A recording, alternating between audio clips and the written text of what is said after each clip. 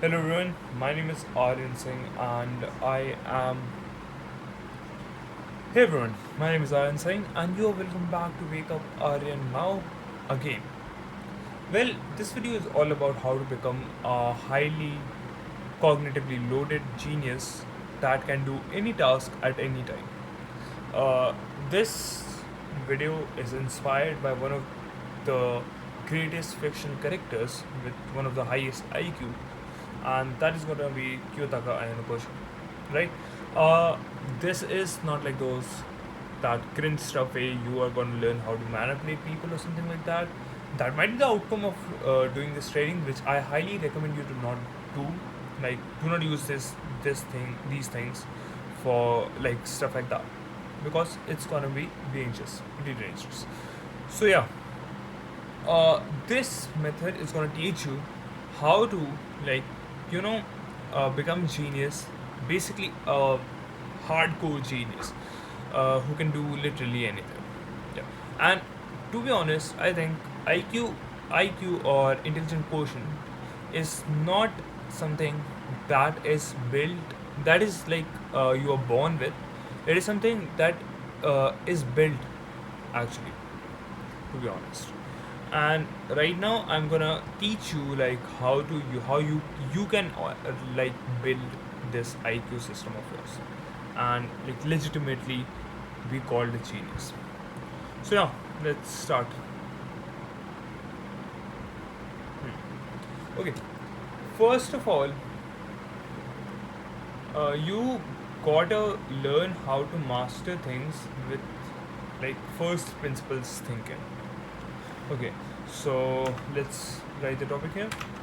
How to become cognitively become a genius. Basically, there is nothing cringe about being a genius. So yeah, okay, and let's place it here. All right. Now, the main thing that on how to become a genius, the first step is to master the first principles thinking. Mastering first principles thinking.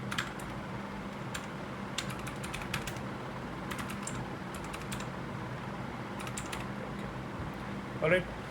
Now, what is first principles thinking?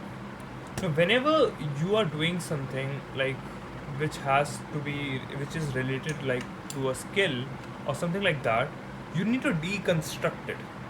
Basically, you need to go into a foundation of it.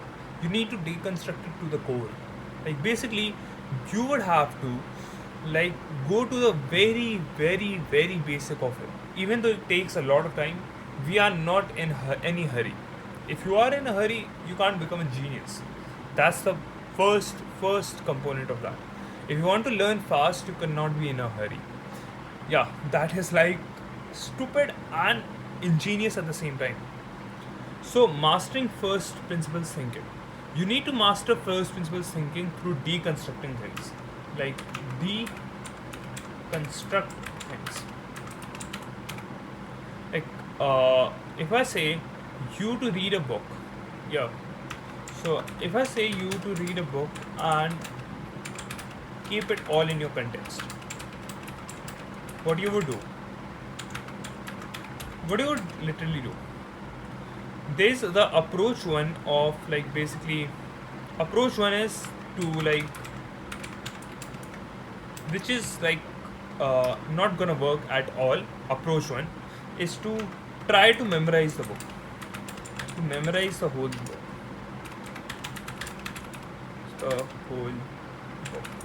right? Try to memorize the whole book, which is like not uh, okay, which is not a good way to like approach deconstructing and reading a book and keeping it all of it in our context. But what about, but the second approach that you might not know about is like deconstructing approach to approach to is to deconstruct everything and build from foundations.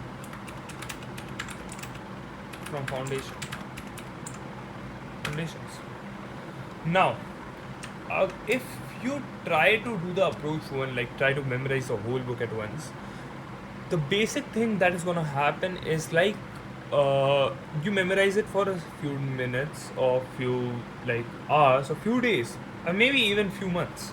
But what after that? What about after that? What if you don't keep it in practice? What if you don't keep memorizing it again and again and again? It will never work. It will never work. Trying to memorize the whole book is not the point. It will never work. But deconstructing everything and building it from foundations. What you want to do is like you are not playing on others' play fields. If you understand what I'm trying to talk about, you don't want to play on anyone else's play field. Like if someone has created a play field of themselves, they create a playground. You don't want to play it on that. You want to play on a creative playground of yours. So deconstruct everything. Do not hesitate to think about a theory of yours own.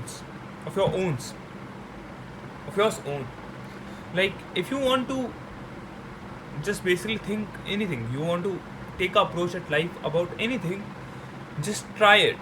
Basically deconstruct everything. And how to deconstruct is basically like this. If I'm reading a book, what I would do is first of all read the table of contents.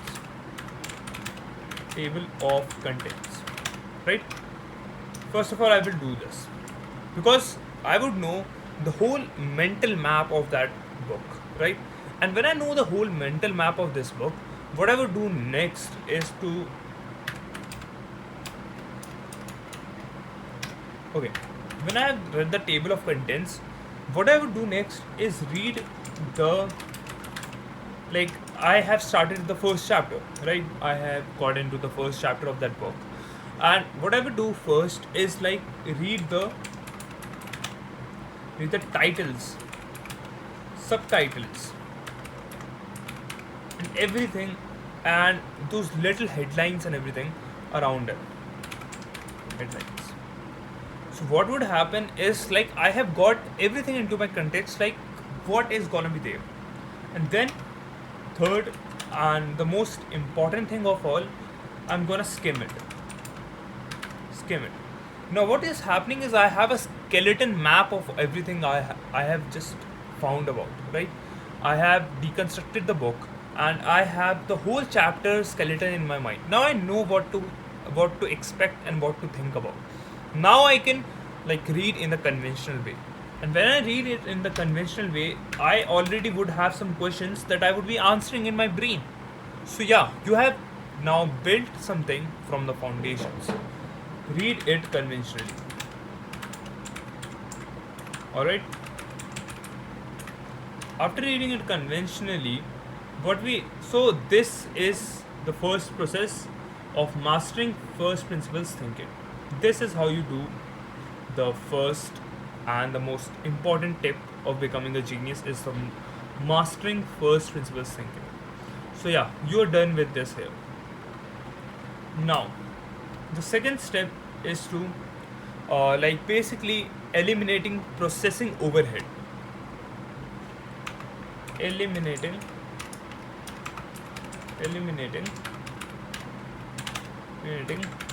processing overhead, right? So what is it about processing overhead now? So see, if you go deep into it, what you will see is that you have a lot of things you need to do daily, right? And you sometimes debate with other people. Sometimes people are trying to teach you something. You sometimes come up on a concept and you have your own thesis about it, right? So the first thing about like elimination of processing overhead is like ego deletion. You need to delete your ego when you have come to learning things. When you have come to learning things, you need to delete your ego properly. Like the whole of your ego should be deleted. Now, how are you supposed to do that? So the way to delete your ego is like, let me take it to the right. The way to delete your ego is to basically um, like whatever accept whatever wrong in 0.5 seconds. 5 seconds. Okay, so you need to accept whatever you are wrong at and whatever is wrong in your thesis in just 0.5 seconds. Even when you're debating with someone, keep your ego totally aside. You need to delete your ego. Now second thing is compression. You need to compress the information at light speed. So yeah, the thing is, reading is passive.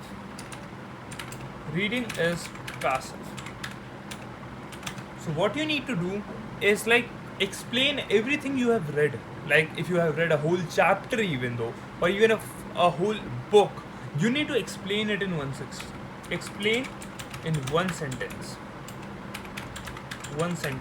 So compression is that you have literally like achieved the most. If you're already doing these mastering first principles and eliminating processing overhead, you are already ahead of almost 90% of people in being a genius. Even the people with the top IQs and born with IQs greater than other people, you are ahead of them. And again, IQ is built over time. It is not like something you can like be born with. It is sometimes there are people who are gifted, but yeah, it would be built. Alright. Eliminating processing overhead is done. Alright, so we did mastering first principles thinking and eliminating processing overhead. Now the third things come is metacognition, thinking about thinking. So yeah, let me take it down here. So metacognition. You should be thinking about thinking. Now this is gonna sound weird, but this is a step to process your emotions, to like basically see your thoughts and observe your own actions and thoughts objectively, so you don't repeat a mistake again, right? First of all, the first step is to basically observe your own thoughts. Observe your own thoughts. Now, for example, let's say you are totally angry at something. Now, what you need to do here in the metacognition step is to like think about why you are angry, and if you are really angry at something that is like that you have to be angry at, is it required, and does being angry solves the problem? When you're thinking about these things, you would automatically you would like get into a stage where you're not angry anymore and you are thinking logically instead of emotionally. So yeah, metacognition, thinking about observe your own thoughts, is the first step. Then comes the next step, which is autopsy your decisions. Let's say in the spite of time you did something that you shouldn't have done. Now what you need to do is observe that decision. Like what at the end of, like, let's say at the end of every day, analyze your decisions. Like, did you make a choice based on fear, greed, impatience? Like people who are intelligent, or like people with high IQ that are really born with a high IQ, often make emotional choices and then rationalize them afterwards. That means you need to autopsy your decisions, and that is how autopsy cognition works. Now, the fourth step. Again, we are getting into territory from metacognition. We are getting into the territory of like psychology and things like that, right? Where we are learning about people and our own thoughts. So, incentivize structure analysis. Incentive structure analysis. See, any person out there doesn't speaks for something like he seems is good for the other person. That is a harsh truth that you would need to learn. the main thing they speak for is like like they listen to, basically they speak about what they want, right, and what they fear. If you understand that, you already understand half of psychology. They listen to what they want and what they are afraid of. So we have to predict their moves based on self-interest. Now come to game theory. So we have to treat social and professional interactions as zero-sum games.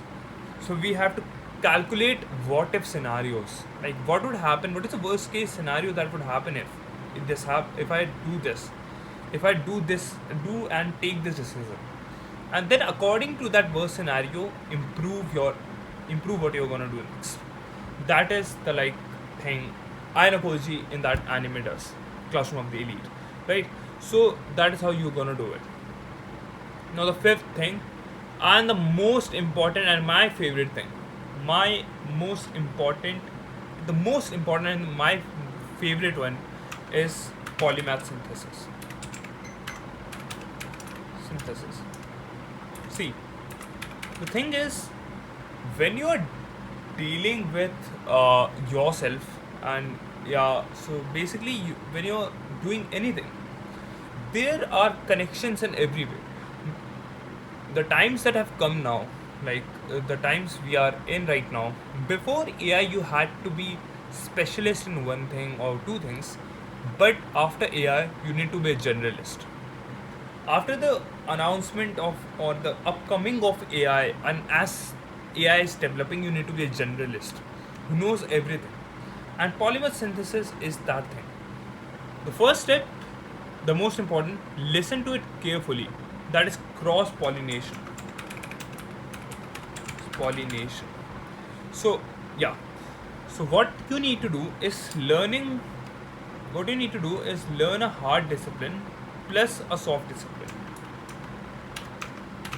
Hard discipline, like let's say programming or engineering, and the second soft skill you could choose is like playing chess or something like that. I'm not saying that chess is not like a hard skill or something like that, but still, for examples we are taking that soft skill, like history, read history, because if you see, AI is based on the brain. If you could understand how the brain works, you could literally like understand the biology of brain, which is like still very complex to understand. You could literally make models which are much more efficient than the models which are currently there. So learn hard skill plus soft skill. Sorry, hard skill. Sorry, discipline. Discipline plus soft skill. Alright. Okay. So the last step is treating your biology. Now this is a little bit of controversial point. Like you might be someone who is like do not agree with me, and that's totally fine. Everybody has a different biology, but yeah, this is my thinking, and that is optimizing your biological hardware.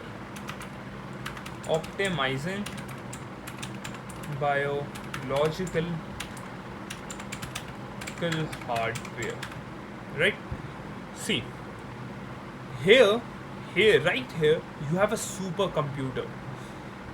So you need to put, you don't get great outputs by putting normal fuel in it, right? You have to put premium fuel in it.